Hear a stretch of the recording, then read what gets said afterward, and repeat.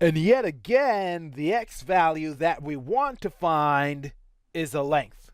Look at it up there, it's the length. And what length it is? It's the hypotenuse. We start with the straightforward process, the same process every time we label the sides. That's how you start answering a trigonometry question. Opposite the right angle is the hypotenuse. In this case, x is the hypotenuse. That's what we want to find. What do we have? Opposite the angle is the opposite side, and we do have it. It's 12 centimeters.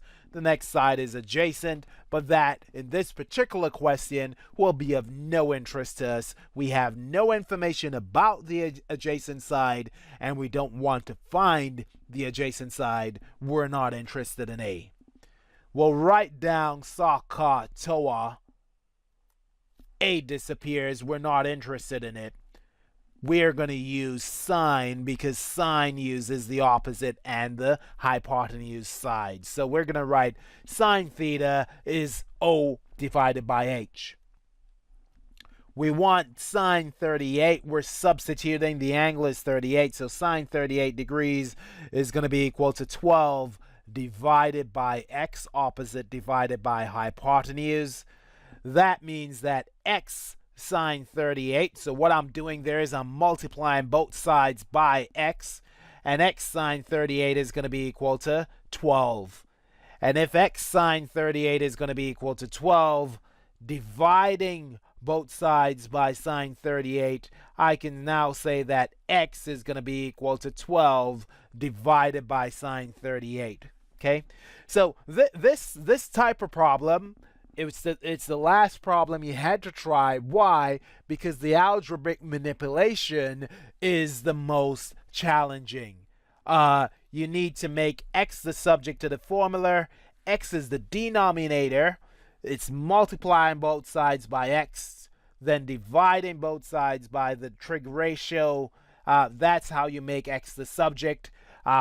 Visually, you could probably see it as a quick one step, that if x, a length, is the denominator, then to find x, you want to swap over. You want to make x the subject, and you want the trig ratio to become the denominator of the fraction.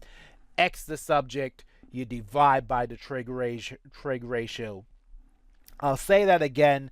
The fast way, if you're not comfortable with the formal algebraic approach to this, is if the length you want to find, x is the denominator, then to find that length, you divide the side you're given by the trig ratio.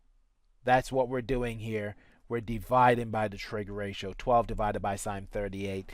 And 12 divided by sine 38, that's going to give you 19.491 going on forever and ever, maybe, to one decimal place. The question wanted the answer to one decimal place.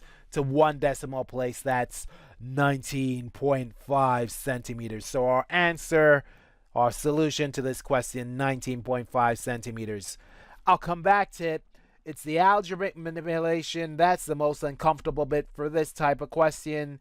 The quick way to remember, as I said, is if the length you want to find is the denominator, then divide the given length by the trig ratio to find the unknown length. Okay? And that's it. That's your trig. Sorted.